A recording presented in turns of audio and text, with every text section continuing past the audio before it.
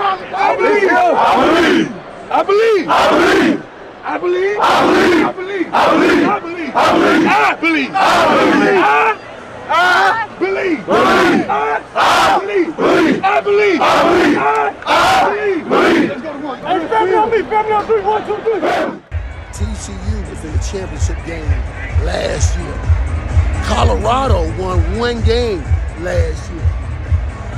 Colorado was up by 3. Let's call this the Deion Sanders of that. We told you we coming. We told you we coming. You thought we was joking. And guess what? We keep receipts.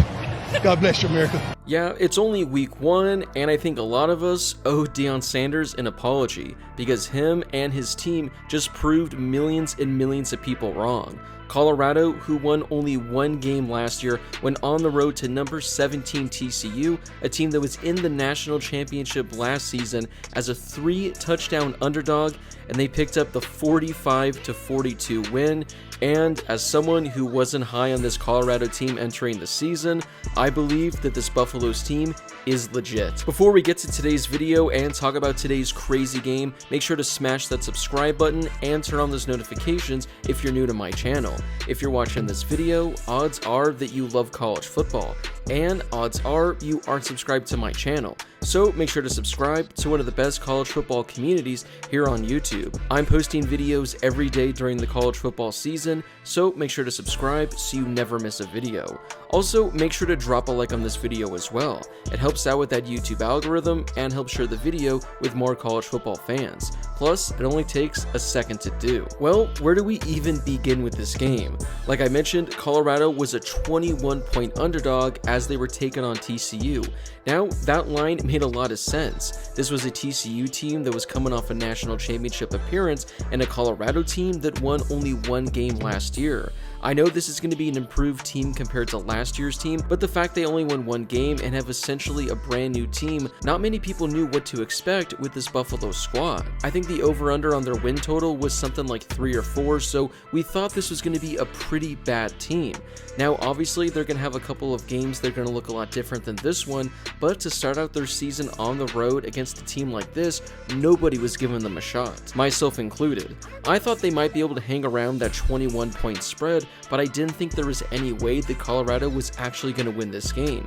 Well, Deion Sanders proved me and everyone else wrong. I gotta talk about a couple players on this Colorado squad. The first one being quarterback Deion Sanders. Now, when I did my top 100 quarterbacks ranking, I had him pretty low on the list. Now, it wasn't because I didn't think he was a talented quarterback. I even said I think he might be one of the more talented quarterbacks in all of college football. The reason I had him so low was because I wanted him to prove it to me before I bite into the hype. Well, it's safe to say I'm going to buy into the hype, as Deion Sanders is arguably the Heisman favorite this early in the season. He had the greatest game of his career, as he said so in the postgame. He completed 38 of 47 passes for 510 yards and 4 passing touchdowns. I mean, just think about that for a second. This guy's making his FBS debut on the road at TCU, a team that was in the championship game last season, and he threw for 500 yards with 4 passing touchdowns. Safe to say he looked the part, and he's going to be a problem this season in the Pac-12. Now, it's really hard to give a player of the game because not only did he have the performance of his life, someone else did on Colorado as well, and I'm talking about Travis Hunter. The #1 prospect in the country just last season, he showed that he is legitimately one of the best players on the field in all of college football.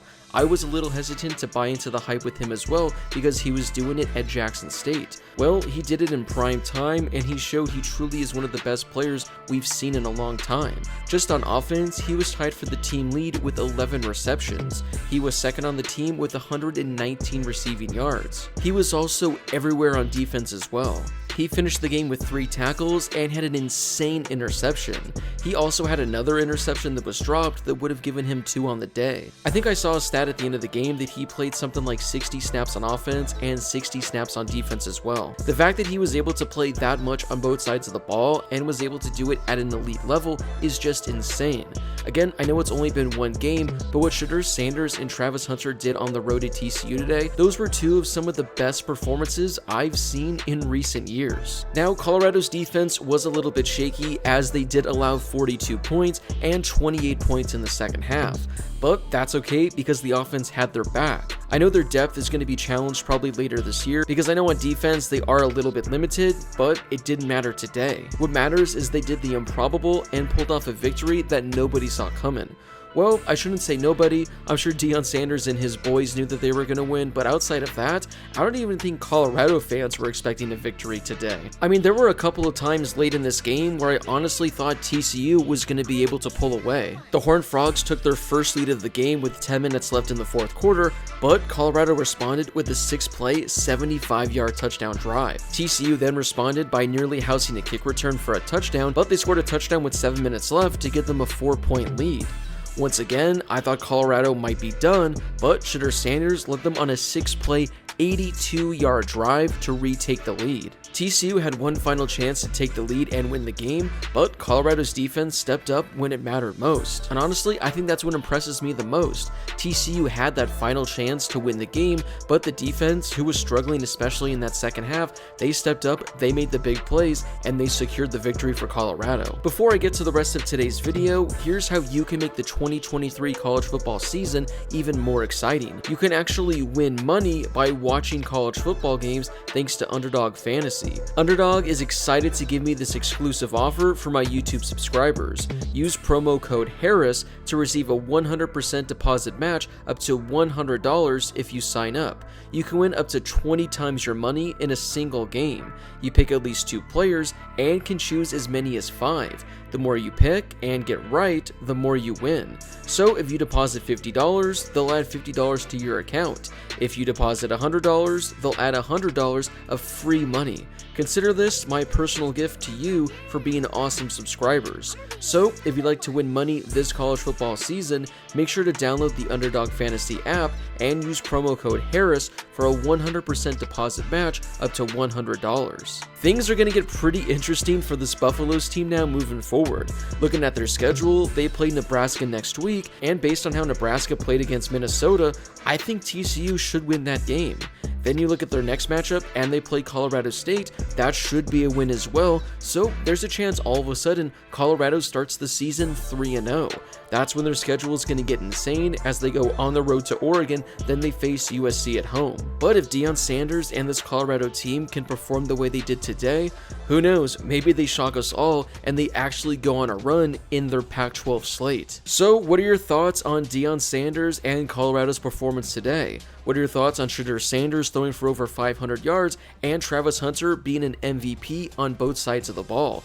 Did you think they had what it took to take down TCU on the road? Or do you think this is just a one-time thing and they're going to come back down to earth over their next couple of games? Whatever your thoughts are on Colorado from today's performance and Colorado for the rest of the season, let me know in the comment section down below. Before you leave, don't forget to smash that subscribe button and turn on those notifications if you're new to my channel. I'm posting college football videos every day all season, so make sure to subscribe so you never miss a video. Also, don't forget to drop a like on this video as well. It helps out with that YouTube algorithm and helps share the video with more college football fans. Plus, it only takes a second to do.